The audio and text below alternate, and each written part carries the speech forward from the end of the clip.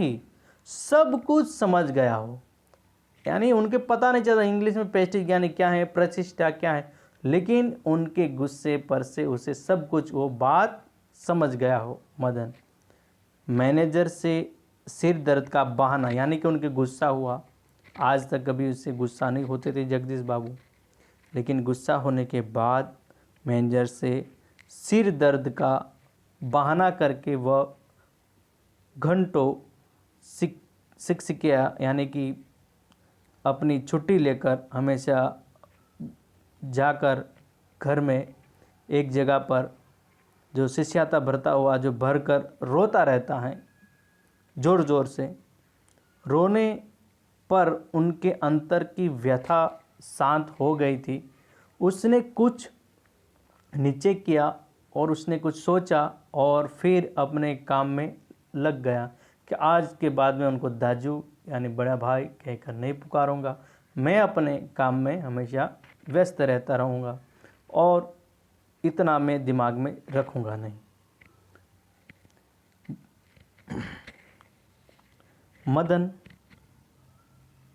जो अपनी बा यानी बॉय कहता है कि साहब मुझे, तो दूसरे दिन अपने बचपन के साथी हेमंत के साथ जगदीश बाबू कैफ़े में चाय पीने गए। जगदीश बाबू के बुलाने पर वह पहले जैसी तत्परता से उनके पास नहीं आया।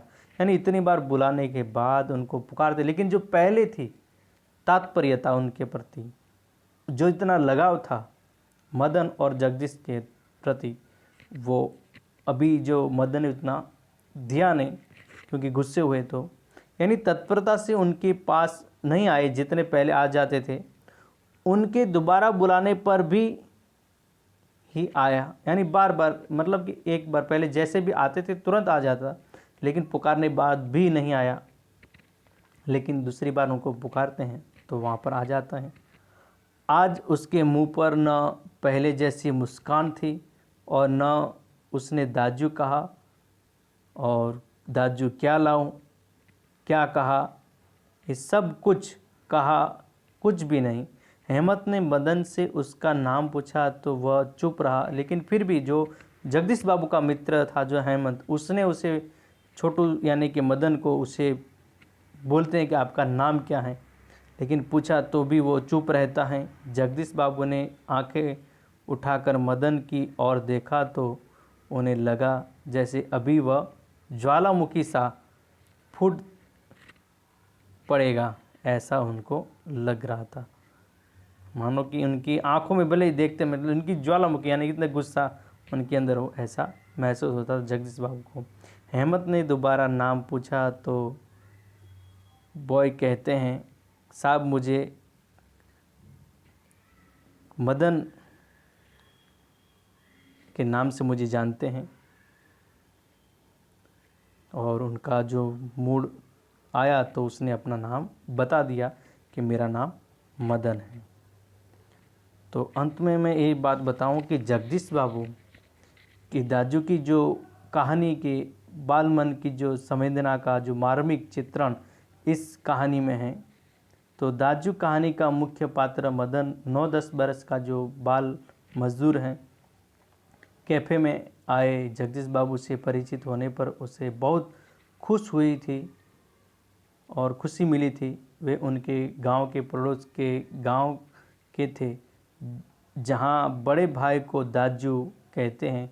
कोमल मन के मदन को ऐसा लगा था जैसे उसे उसका बड़ा भाई की ही मिल गया हो, यानी जैसे मेरे बड़ा भाई हो ऐसा ही समझता था। दोनों के संबंध में बड़ी निकटता आ गई थी, लेकिन एक दिन दाजू कहने पर जो जगदीश बाबू ने उस पर डांटा तो उसका जो कोमल मन पर गहरी चोट लगी, ऐसा महसूस करता था वो। जिसे वह बड़ा भाई मानता था, उसका बुरी तरह डांटना वह सहन न कर सका। मैनेजर से सिरदर्द का जो बहाना करके वह जो कमरे में जाकर भर भर कर रोने लगता है कि आज ऐसा हुआ कि कभी मुझे ऐसे बाबूजी ने कभी किया नहीं है। इसके बाद जगदीश बाबू उनके दाजू नहीं कहने के पर वो निराश हो जाते हैं और अपनी बात वहाँ पर मन में दबा के रखता है। मदन छोटा जो बच्चा है सिर्फ उनके लिए बॉय रह गया है, मदन नहीं।